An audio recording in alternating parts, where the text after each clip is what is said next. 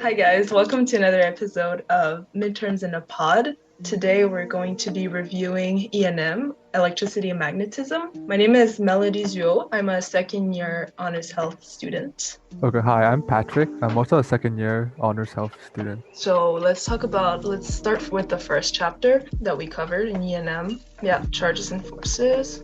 So we learned in this chapter about the conservation and quantization of Charge. charge.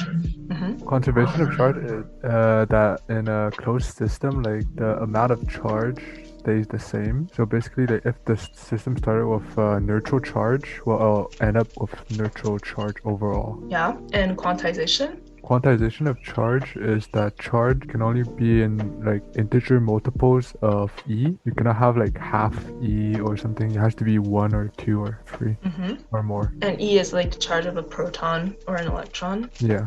Which is 1.6 times 10 to the minus 19. Coulomb. Yeah. Negative charge, like same charges that repel and opposite charges attract.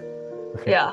That's like the basis of everything, but neutral objects can also attract.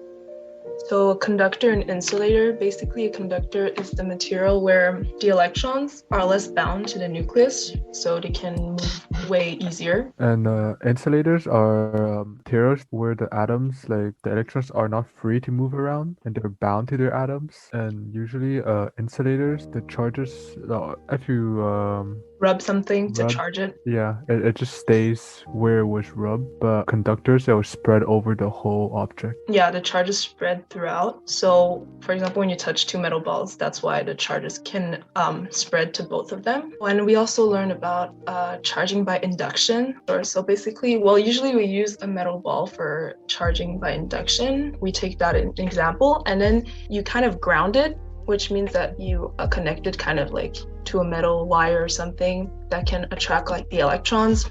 And if you put a rod, like a charge, for example, negative rod near the ball, but you don't touch it, all the electrons are going to go on the other side. They're gonna like go down the wire and like kind of leave the metal ball, so that once you unplug the wire and then you remove the rod, the ball will have a net positive charge since all the electrons left.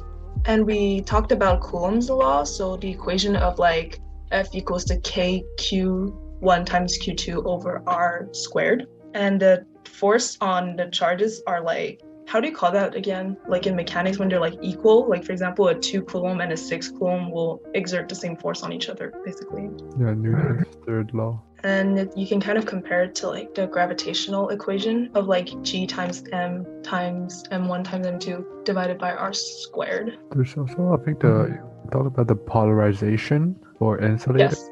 Yes. Basically, although like electrons don't move in a insulator, they can shift towards one side to create a dipole, and basically like the object can have like one side that's more positive and one side that's more negative, which can attract or repel opposite charges. Yeah, and that's also why like when, for example, you charge a balloon, it can stick to the wall because it polarizes like the molecules inside the wall, so that for example, the balloon is positively charged, well, all the electrons are going to face towards it, like the electrons from the wall, which causes the balloon to stay there. And I guess it's important to specify that when we're calculating the force on charges, we have to add up the vectors and not the magnitudes. So you use the F Q1 Q2, well, F equals to K Q1 Q2 divided by R squared, but you calculate it in vectors, so you have to decompose it into components. Let's go to chapter 2. So chapter 2 is about the electric field. And that's where like everyone was like really confused because we didn't understand what an electric field was.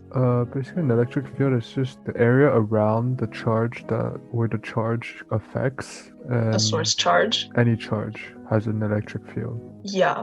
But in our exercises, we're often going to talk about a source charge and a test charge that you kind of like drop into the field to test out the field.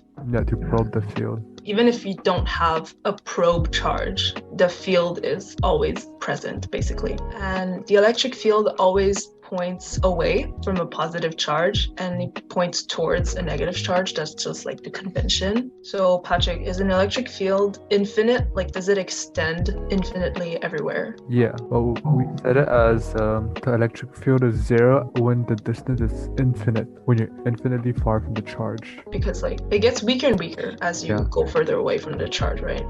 Basically a limit. There's the equation F equals to QE. That's how the electric field and the forces interact. So basically you have an electric field E that was made by a source charge, and then when you add another charge in the field, you have a force from the source charge to the point charge. Yeah, and also like the equation F equals to QE. If your Q is negative, like for example, you have an electron, then the force is going to be negative, obviously, to illustrate that it moves kind of opposite the direction of the field. Should we talk about the principle of superposition? Well, basically it's just like forces, you can add them together as vectors, and yeah, that's basically it. Okay. Like fields, you can also add them together as vectors. We should like add a precision that when the electric fields are more dense at one spot, like the lines of the electric field are more dense, is where the electric field is stronger. And electric field, when they ask find the electric field, they're always talking about a vector, but if they say find the electric field strength, give the magnitude. Yeah, so basically also electric fields like rules, they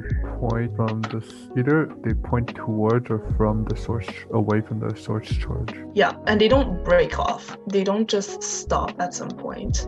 They continue, and they can't be circular. There's no end, but they're also not in a circle, and they can't be crossed. You can't have two lines crossing over like an X. In this chapter, we also talked about parallel plate capacitors. Parallel plate capacitors is basically you have two parallel surfaces that are charged and that are very close to each other, to the point where the electric field between them, it can be approximately like constant. It can be compared to like when you're really close to the earth, the gravity, it's constant no matter if you're on the first floor or the second floor. They have same but opposite charges, the two plates.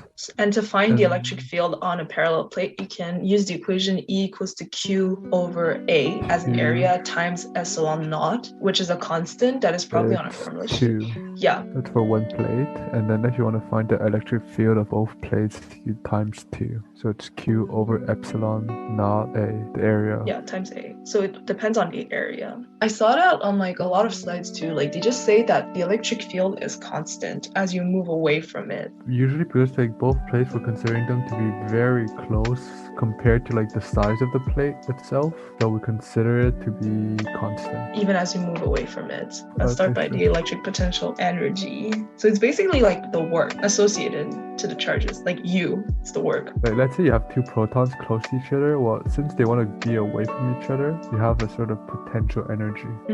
If you have similar charges close to each other, they have positive potential energy, and if you have two opposite charges close to each other, they have negative potential energy. Yeah, and as the opposite charges move further away from each other, the electric potential energy increases. Goes towards 0, while similar charges, if you bring them together, the potential energy goes up. And as we said with the electric field also, when R, which is the distance, approaches infinity, the electric potential energy, basically we consider it as 0. So if in the problems it says like they end really far apart, well, UF, which is the final potential energy, is 0. And it says similarly, if it says two charges start really far away, then UI is 0. So the initial potential energy. Yeah, well, just to add a little, that the formula is K times Q1 times Q2 over R instead of R squared this time. And what do you want to say about work? Work is basically the force over the distance the force is applied, right? Yeah, the integral basically. So you have an electric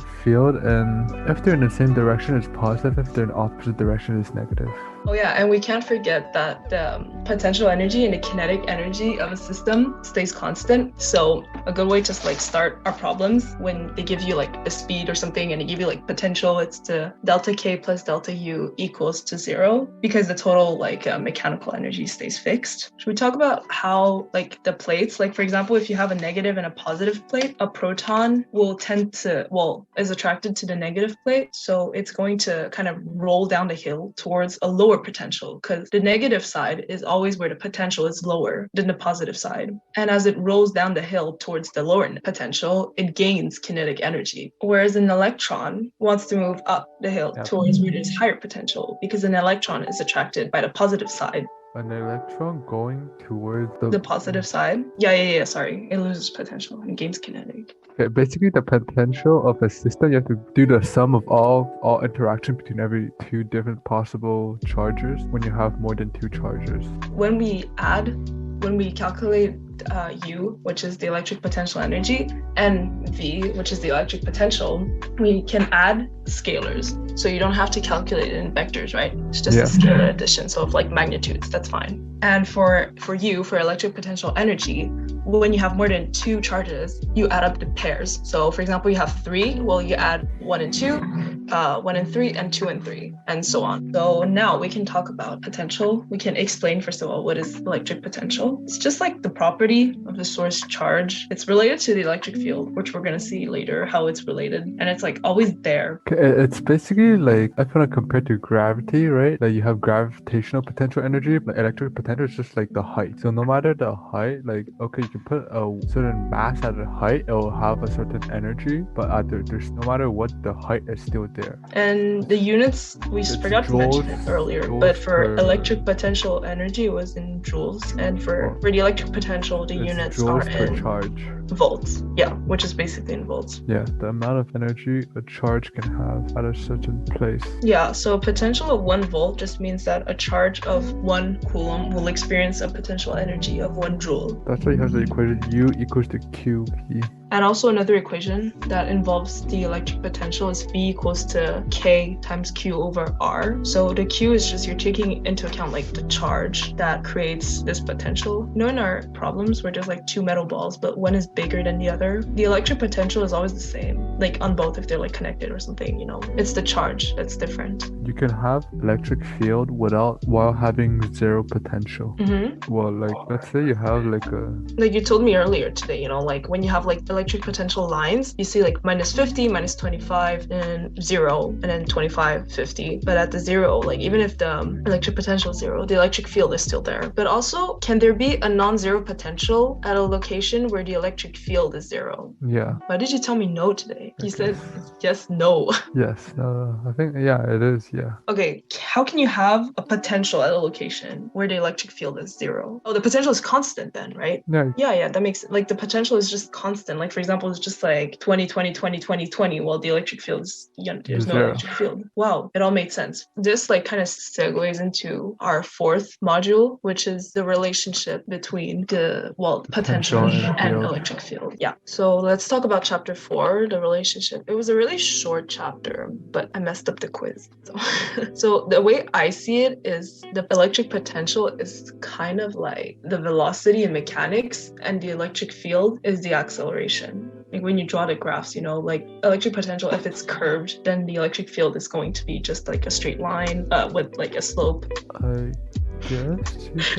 guess like that's how I remember, like that's what helps me remember how to like draw the things and stuff. Let me just finish this thing. So basically the electric field is the derivative of the electric potential, and to find the electric field from the potential you have to take the integral, negative derivative, sorry. That's usually when you have like problems with graphs. Yeah, not really hard, except like it's more like visual, you know, you have to be able to visualize it, because the rest of the chapter we just talked about equipotentials. It's really straightforward. They give you equipotentials and they ask you, like, for example, what's the potential, the electric potential at this point, and you can use the formula of V equals to ES. When you take the integral, is it also minus? There's a minus sign in front of it, right? Yes, there's always a minus sign in front of it. Yeah, they're always like opposite. So on that same note, like when we talked about earlier that the electric potential is the velocity and electric field is the acceleration, when they give you the graph of an electric field and they ask you what is the potential, you take the area under the curve. And when they give you a graph of a potential and they ask you what is like the electric field, that's when you take the tangent of the curve. Yeah. I think we should talk more about equipotential lines. Like, I don't know, he made a big deal about them. Equipotential lines are just lines where the potential are the same. And basically, equipotential lines are perpendicular to the electric field, at all points. Yes. So like if they give you the equipotential line, you can draw the field. Yeah, you far can as, also calculate the field, as I said earlier, with the formula of like delta V equals to ES.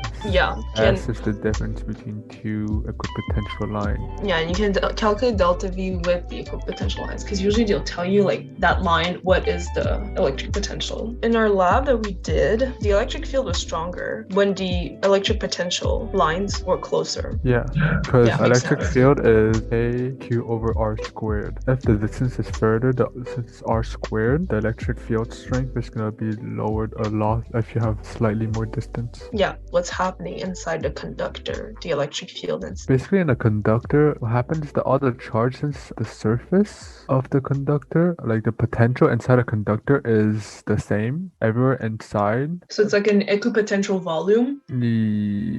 Yeah, let's put it that way. That's literally how Rogers put it, so I think I'm gonna put it that way. Okay, it just sounds weird, but okay. And the electric field is zero. Zero inside. It starts Yeah. at the surface and goes outwards. Can you explain what it means? No net motion of charge. No net motion of charge. Charge isn't moving. It's all at the surface. Then it's not going to be moving inside of it. Okay. All the charges are at the surface. And then since you're not like putting it in contact with other stuff that are different charges, it's not going to change anything.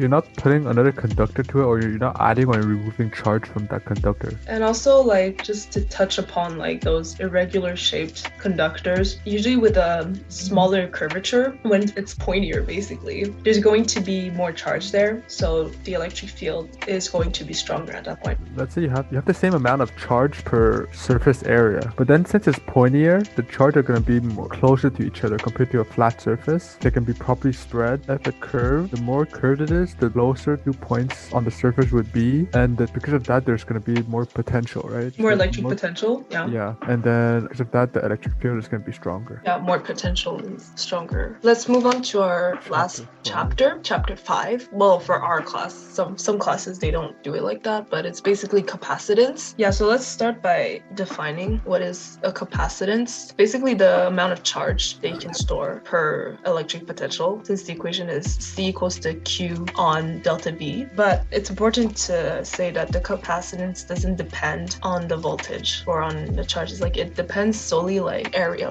like the physical property of a parallel plate or something. The equation for C is also like epsilon naught times A divided by D, and D is the distance usually between the two plates, while A is the area. E equals to Q over delta V. Yeah. Okay, so do you want to explain how we charge a capacitor? Usually you use a battery that creates a potential difference, well, chemical reaction to stuff, and you move electrons from one plate to the other. Yeah, you connect parallel plates to a battery, and charging stops once the voltage of the capacitor equals the voltage of the battery. And when you disconnect it, the voltage is maintained. If you disconnect it, it's the charge that is maintained. So that's very important when you use dielectric. Dielectric is an insulator that you can place between the capacitors to increase its capacitance. Yeah. So since dielectric is like the last thing that we saw, we can just talk about combinations of capacitors. So when they're in series or when they're parallel, some characteristics.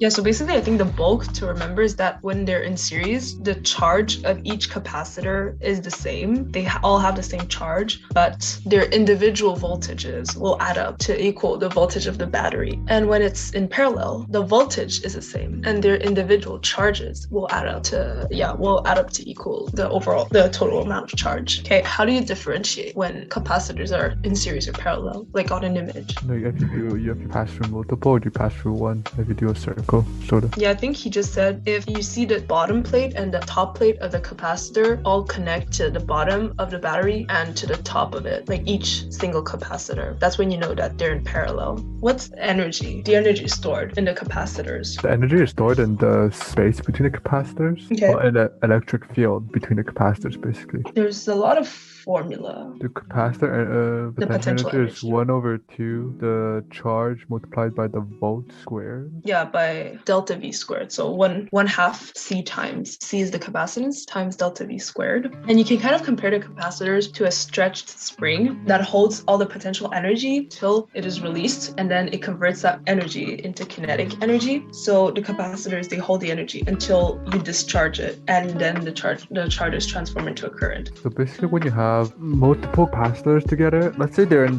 series, you can replace all of them by one capacitor of what we call an equivalent capacitance, and it would have the same effect. So in series, it's 1/, the equivalent capacitance equal to 1/, capacitance of capacitor 1 plus 1/, capacitance of capacitor 2, and continue on. And for parallel Capacitors, yeah. The equivalent capacitance, it's you just add up all the other capacitance together. Yeah. Add up the capacitance of each capacitor, basically. Yeah. Whereas in series, it's the inverse of each, and then you take the inverse of the answer. So basically, the dielectric is usually an insulating material, as Patrick said earlier, that increases the capacitance. But there's like two specific situations that have like different variables changing. So you can have when the capacitor is disconnected from the battery or when it's connected from the battery. In both cases, the capacitance goes up, but it's for different reasons. So do you want to start by saying what happens when the capacitor is disconnected from the battery and there's a dielectric? When we place an insulator between parallel plates, due to the electric field, you're gonna polarize the molecules inside the insulator, which is gonna create like an opposite electric field to the parallel plates. Yeah, so in the end, the electric field that you actually have in between, it's gonna be weaker than the one of the parallel plates. Do you want to say what happens when it's disconnected from the battery? Disconnected, okay.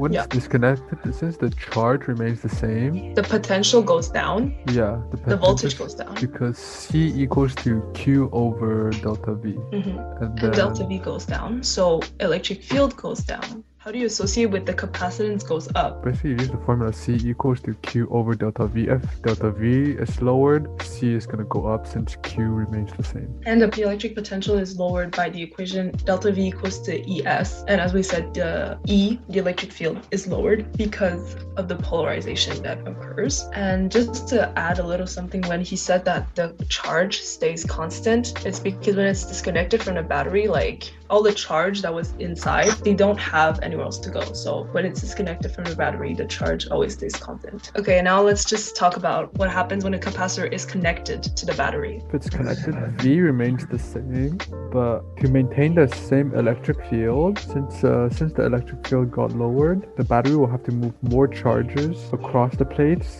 so the charge is going to increase, which is also going to increase the capacitance. And how do you calculate the new capacitance, or like the new electric field when there's a dielectric? Usually you divide the dielectric constant. Yeah, like by K, well, kappa value, which is the dielectric constant. Yeah. And for the capacitance, you multiply the initial capacitance by the value. And just overall, dielectrics are like useful because they can increase the capacitance and allow like much more voltage. Yeah. And they also provide mechanical support, because or else you just have two plates with nothing in between them. But if you have a dielectric, it just kind of like solidifies the whole structure. And capacitors are useful because they can store energy, and we can get access to that energy quite quickly. Like you can just store the energy that you're not using in a capacitor, which is why we use them. So thank you guys for listening to our podcast and for listening to us trying to explain and review EnM. So have a good day or good night whenever you're listening. Bye-bye. Good luck on your exams. Good luck. And cut.